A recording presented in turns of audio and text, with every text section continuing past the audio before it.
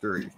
Yo, what's up, geeks and nerds? It's your boy Dr. Geekly here, and welcome to Geeking Out Loud, a place where we talk about all things comics, movies, games, anime. And today, we got two special guests with us today, and I'll let them introduce themselves. Hi, everybody. My name is Brock Smith. I am the founder, owner, and a writer and do sales here at Bad Bunker. We're an indie company that publishes comic books and other things based out of San Diego. And it's nice to meet you, everybody. I'm Ruben O'Neill, and I'm the writer for Destined for Something Greater. I'm also an actor, and I also partner with Ascend in Animation and Crunchyroll. Let's see.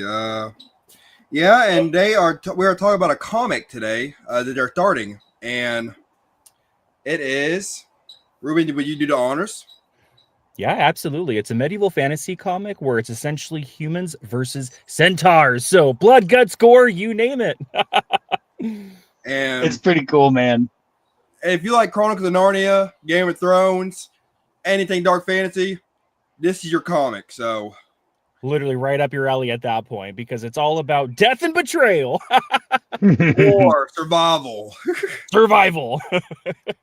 So let's get the show on the road. Let me ask you, what inspired you to create the world that you created in Destined for Greater between humans and centaurs? Honestly, it was a clash of a couple of things. By the end of it, too, my huge inspiration for it was basically cowboys and Indians, right? Because, of course, the cowboys over here are like, we just want to take your land, right? And then the Indians are just like, no, this is our land. And so comparing that contrast to my story, it's basically like one and the two, because the humans are like, oh, no, we're conquering this land. These are our resources. And the centaurs are over here like, no. We will get our land back. So in comparison, that's where that derived from originally. Okay. And what are some of the characters you can tell us about? When it comes to the characters, so the two main characters are Henry Ashford, who's a human, and Hilda, who's the centaur. And so they get pushed into like this weird conflict of, I need to rely on you, even though they're both bred to hate each other by natural like law of order. Okay, so let me see. Yeah, that's really is cool. Like centaurs versus humans. Like, is there any other magical creatures or things that you could tell us about the world? So there technically is. I like to call them. So right now they're underneath a code name called macabre creatures, but they're like a zombie Wendigo type of dark macabre creature. And so it's super exciting because I can't get spoilery about it, but the short version is hell yeah, there is. Hell yeah. So what is the big bad of this series, comic book series that you talk about? Dude, it's the Play Queen herself, man. She's the overall ruler of Helsinki, and it's just, she's a baddie you don't want to F with, man. Oh god, it's insane. So how did Henry, the human thief, become entangled in Hilda's quest?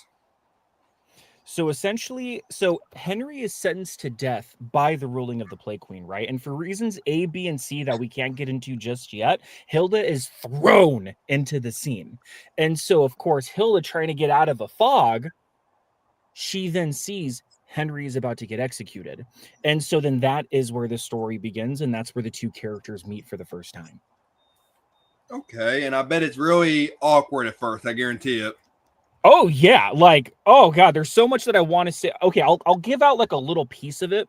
Okay. So essentially too, because I mean, by birthright, they hate each other. Yeah. And so there will be a scene where Hilda's put to the test of, do I kill this human? Or do I use him for my own benefit? And so it's that constant sense of, I'm using you, but at the same time, I kind of need you. Oh. Yeah, it's like, I can have some use for you, so I'll save you later. It's like, I'll put you in my back pocket a little bit, you know. Back pocket, and we'll just carry you along. Oh god, yeah. Yeah, so let me see. How do you balance the dark and action-packed elements in your comic? Ooh, well, I like to see everything as kind of like a leveling system, right? Like if you have way too much action, after a certain point, the action's no longer intense. It's like comedy where it's the same joke told like 50 times in a row. It just stops being funny, right? Yeah. I see it as you're living a human life when you're storytelling. And so tell a human natural story life. Don't make it one intense thing over and over and over, but find that fair equal balance. So that's how I come to manage it, is make it honest, make it real, and just have fun with it. And yeah, like that's a good balance system. Like what themes do you explore in Destined for Greater? Something greater. I explore betrayal. I explore the intense, gruesome war of emotions. That's what I'm definitely exploring here, is the deeper, darker sense of the human mind. Okay. It's like, how can you describe the city of Helsing and the significance in the story? So it is definitely.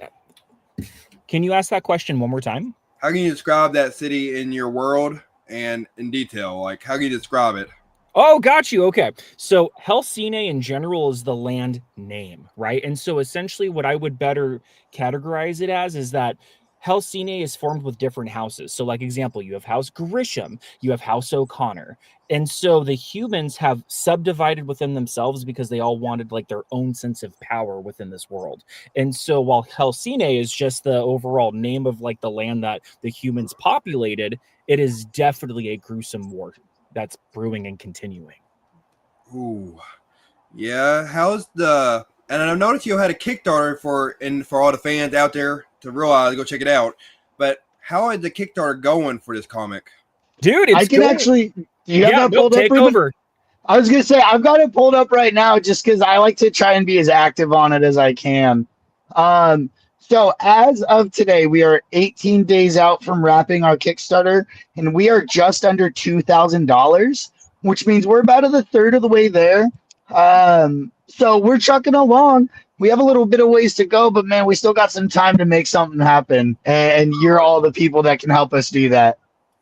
And they also have, like, they're also going to be doing D&D live sessions and promoting their gig here. So make sure to check that out too. We all know. Yeah, we're gonna be we were trying some new fun stuff, and we just kind of wanted to start sharing some of like our personal experiences and kind of what we do outside of work or comics, or when we're creating. And so the other night we did a live stream with our friends. We do a whiskey night, and that was really fun. And so we thought, why not share our Dungeons and Dragons session? People might be into it, people might not be into it, but it's something we want to share with everybody, look into our lives a little bit, and then we'll be dropping some info on the Kickstarter for sure. Hell yeah. Yeah, because if y'all don't know, we also did a D&D podcast here on Geeking Out Loud. It was called Questing Out Loud. Sick. Yeah, it was pretty cool. So D&D is a big fan here. But let's see. So you say that humans and centaurs are kind of like iffy around each other. How can you describe their interactions? Tense, heated, brutal, like flat out, because you have to think about it this way, right? Essentially, since humans have overpopulated Helsine, it's a manslaughter at this point, or a centaur slaughter. So it's one of those aspects of like, yeah, basically. And so it's true though, because humans are like, I see a centaur, I need to kill and just eradicate them, right? Oh my God. Centaurs are like, now when we see a human, you are the thieves. You guys are the horrible sacks of crap, right? Mm-hmm. And so it is that blood-curdling feeling that they get every single time that they see each other. It's a constant state of, oh, you're dead. You're out. Oh, God. It's like, okay, tag team. Like, I see him first, I kill him first. Or it's the other way around. It's like... You know what? You said it. It's kind of like a hunting sport, both ways, actually. Yeah, I would add on that. It's like you catch on, you're like, see human, squirrel. Like, yeah, squirrel. Like, done. But yeah, let's see. So what kind of allies do Hilda and Henry gather, if I may ask? Ooh, okay. So that question is super, super spoilery. Okay. So that one I can't mention just yet, but just know the story's brewing. It's brewing. Ooh. All right. So how do you approach the world building in your comic? What's the inspiration behind the mythology? So the inspiration between the mythology of the story, so it definitely goes back into that whole like cowboys and Indians type of thing that I was mentioning before, because Yeah. essentially they're both just fighting for power. There has to be one ruler, at least when it comes to the centaurs. The human side of it is, oh, there's one, but I have a better opinion. No, I have a better opinion. And so it's just that constant state of, now the humans are all battling within themselves while the centaurs are like, okay, cool. Deuces, guys, I'm going to sneak on in. I don't know. And here's the wild part. I don't know how a centaur's going to sneak. They're half horse. So it's Dude. like. Yeah, it's not even sneak at that point. At that It's point, like it's you're like, just dude, I'm letting just going to walk like, through. oh. Yeah, it's. Let me see. Every time we talk about centaurs and everything, it makes me think of an Indian, the cowboys. I think of Savages from Pocahontas, that song from Disney. Straight Oh, up, yeah. that's what I think of, and it's like, okay, I can go down with that. Let's see. So, how do Hilda's and Henry's inner demons affect their actions, decisions throughout the story? Oh, constantly, because they were both raised on the opposite side of the stick here, right? Like they're both taught that the other like species is a horrible, disgusting savage. And I know like too, like even calling Hilda like a savage because oh, she's super like gritty, she's grr. But Yeah, honestly, the humans are also the savages too. And so it's the sense of they truly throughout their journey don't even know if they can trust each other. They don't know. they And have one so eye open. they both have that, man. And so it's just my whole thing, and this is going to go a little bit off on a tangent, is that I just want to make sure to honor these characters, man. I want to make sure it's consistent. And that is something that I'm so damn excited just to bring everybody along on the journey on, is just to see these characters develop and grow. All right. What are some of the tiers in your Kickstarter? Let me pop open Kickstarter right now because I'm actually excited to dive into those with you guys. Let me see. So, Destined for Something Greater Kickstarter. You want me to do that? Because I still already got it up. Boom. What is it? Tap in. All right. So, friends, nerds, family, whoever's watching. So we have a bunch of really cool tiers. I'm going to kind of list them and I'll explain a couple of them. And then Ruben, you can talk about the fun ones. Yeah. So we do have our digital copy that you can get for $7. A lot of people nowadays prefer that digital PDF version. So we do have that available. We have two physical versions. We have a cover A that is done by Samuel Marquez, who is the main interior artist, along with the rest of the interior art team. We also have a variant cover that's done by Daniel Hilliard, who has done plastic, vinyl, and a bunch of other incredible work. He's an awesome artist that we got on board.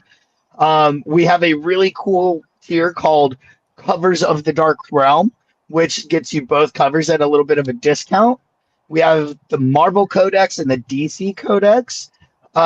Those two each, basically, you'll get a copy of Destined for Something Greater, cover A, and then depending on which of those two tiers you get, we're going to go out of our way and we're going to have a Bad Bunker artist. So one of our company artists, they're going to go and they're going to do a custom sketch on a blank cover, depending on if you got Marvel or DC, and you're going to get that along with your book. So those are some of the fun, simpler tiers. And then Ruben, you want to talk to him about Whispering Lord, Poet's Rune, and The Conjuring? Now it's time to get dark, kids. Absolutely. So the Whispering Ward. So essentially, if you subscribe for that one, it's only $100. If you get that one, you get a custom voicemail from me. And it could be a voice of maybe something that I've done in the past. It could be something custom to what you want, but it's going to be on your terms. You are the director in my life, essentially. So I will do something customizable to you. And so that's available on the Kickstarter right now. And even hopping to the second one, the Poet's Rune. So that one, for all of those who do know me, you also know that I used to go by CR Wrath. So I do have a couple of published poetry books out right now through Barnes & Noble. And so you will get a custom poem from me personally to you. And if you want to work it out, it could be digital. I can write on it and ship it to you directly. We will figure it out together. But just know that that's going to be a fun incredible thing. And then, of course, the most important one, drum roll, The Conjuring. That one is limited to only 5 backers. It's only $300. What the hell is The Conjuring? You get to be put into the story of Destined for something greater. You can be that farm person walking in the background. You can maybe be a beast in the future. I don't know. But that's something that I would definitely collaborate one-on-one with you to make sure that you get to become the hero NPC of this story. We actually also have one other tier that it's kind of a secret tier. You won't find it listed unless you're a retailer. It requires a special link. But however, for any retailers that come across this and are watching, we are doing a really cool retailer tier where we hook you up with a sweet deal. We give you some shout outs and some website real estate, shout you out and take care of you, just for supporting us. So if you're a retailer and that's interesting to you, you can DM me at Bad Bunker Books or wordsmithbrock1519 or email me at badbunkerceo@gmail.com and we can talk about how to get you that link. Okay. What message or commentary do you hope readers take away from Destined for something greater? As silly as it sounds, I just want them to be the own hero of their story. And so I just want them to be able to look at their own lives and be like, you know what, there's purpose. And so that's what I want them to get out of the story. Okay. Well, I'm sure they, and also on their Kickstarter, you can see a few of their free pages of their comic. So make sure you check that out because I read that before I got on here and all I can say is damn. Hell yeah. Yeah.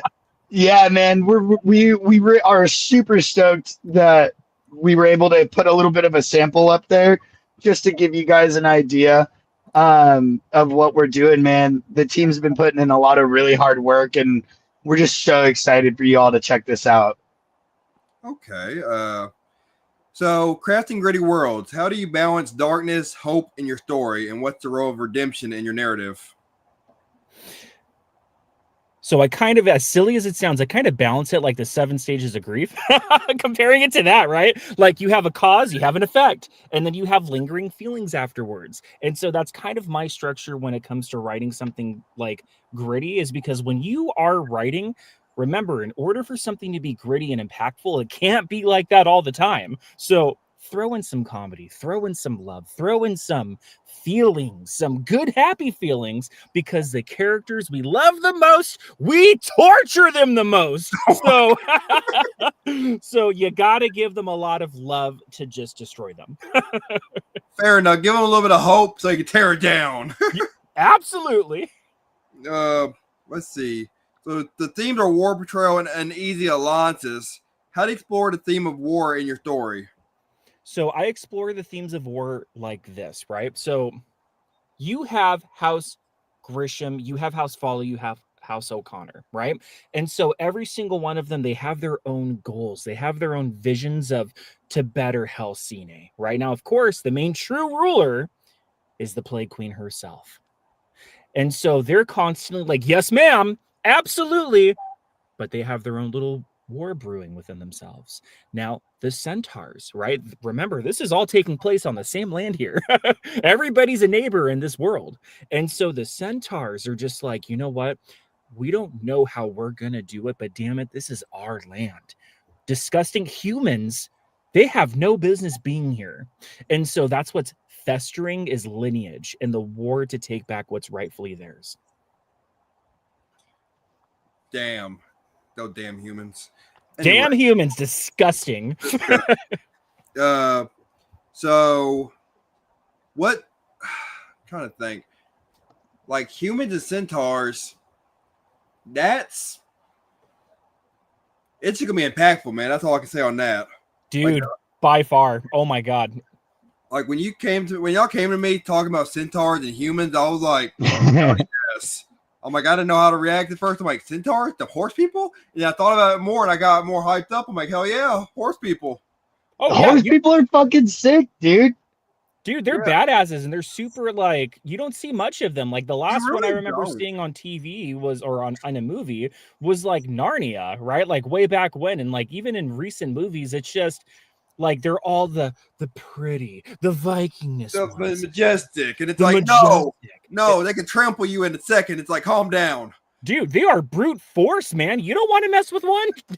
You wouldn't mess with a horse in general. So it's like, why would you mess with a half man, half horse?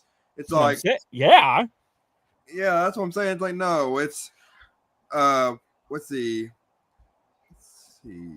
How do you like? You already talked about balancing action and suspense and emotional depth into it, but what in scenes where characters like, what scene are characters fight for in survival? What was the question again? Oh, like you already talked about action, suspense, and emotional depth in your narrative. What scenes are characters fighting for survival in? So a perfect example is literally the freaking beginning of the comic, right? Henry is sentenced to death. Like, really think about this here. He's trying so damn hard to talk his way out of it, right? Oh, damn. And so even with it beginning that way, then you have Hilda thrown into the freaking middle of all of this, right? So keep in mind, Hilda barely speaks any English at all. So she wakes up, she just goes into beast mode, and then the battle truly begins. Because at this point, nobody knows anybody besides the two people that were going to execute Henry. So at this point, it's a freaking bloodbath of just fighting and war. Wow. It's like war, betrayal, and so if I may ask, how did the centaurs feel about Hilda working with a human? Well, here's the thing. As far as they know, they have no damn clue about it, because remember too, she was just thrown into the scene. And so mentioning that, it's one of those things where it's like, unless if you say something, nobody's going to know. And that's what's important about writing is consistency, right? Mm-hmm. I don't want to do the whole aspect of like, oh, there was somebody walking in the woods and happened to see her. Hell no. Everybody's in the dark right now. Nobody knows anything that's going on. Mm-hmm. And so that's just going to add a lot more to the aspect of just mystery and just true raw reactions. And that's what I want to see. Hilda is just true raw reactions. Okay. Yeah, it's I think that this has potential. What do you hope to accomplish in the future with this comic? Like, as silly as it. Oh, go ahead. I was gonna say, do you hope to like go to comic book conventions? What do you hope for the big dream of this comic? You know what? This is gonna sound so damn cheesy. I just want to tell a damn good story. That's literally all that I want to do when it boils down to it. Of course, are cons, conventions, all of that stuff fun? Absolutely they are. I just want this story to touch people. That's what literally a writer's vision should ever be, is just to have a damn good story to tell. Right. However, we do attend cons. We have been going to Comic-Con and WonderCon. We do plan on attending both of the San Diego specifically. We do plan on attending those more in the future, as well as adding more cons to our con schedule moving forward is the goal, especially as we grow and expand. So see, Brock's the brains, I'm the heart, bro. That's what it is. Which is crazy because I'm the heart of Bad Bunker and CP's the brains of the company. So there's always one role or another. But yeah, we've been doing cons and we will continue to do cons. So you can definitely expect, like, if you go to Comic-Con or WonderCon 2026, you can expect to be able to pick up a physical copy of Destined for Something Greater if you miss the Kickstarter for any reason. Okay, yeah. Man, I gotta understand that it's telling a good story, but damn, this has potential to even have spin-offs. So oh yeah. Damn, hell yeah, dude. That's what I'm saying, man. It's like, don't leave it off at one story. There's story, like, this is a big world from what you're saying. It has stories to tell from itself. Oh yes, different families, different feuds. That's what I'm saying. It's like, take for inspiration Game of Thrones. They have so many spin-offs. Oh, oh yeah. Oh god, absolutely. And they have so many stories to tell. It's like, but you gotta understand because of the world building. So yeah, like from what you're saying, dark, gritty worlds, it's set in stone. Shit, set in stone, dude. Yeah, I think But I just want to appreciate y'all coming on and thank y'all so much for indulging us in your nerdy, dark fantasy, medieval world. Hey, from the Dude, bottom of my heart, Tyrell, thank you. yeah, man, thank you so much, Dr. Geekly, for having us. It's been such a blast, and we really can't wait to keep you all posted. We'll definitely keep you updated on Kickstarter progress and when we wrap and when it drops. So yeah, we'd love to come back, man, if you'll have us. We had a Of blast course. today. Of course. Also, really fast, I'm so sorry to interrupt. I need a picture of you guys. You guys look fine as hell. Let's go, say cheese. Oh, I already posted one. Oh, damn. Hold on. One more with a selfie. Give me a second, fam. Here we go. Ah, got it. Hell yeah. Okay, we're Gucci. All right. So for all you geeks and nerds out there, it's time to end the show. So good night and have a good farewell.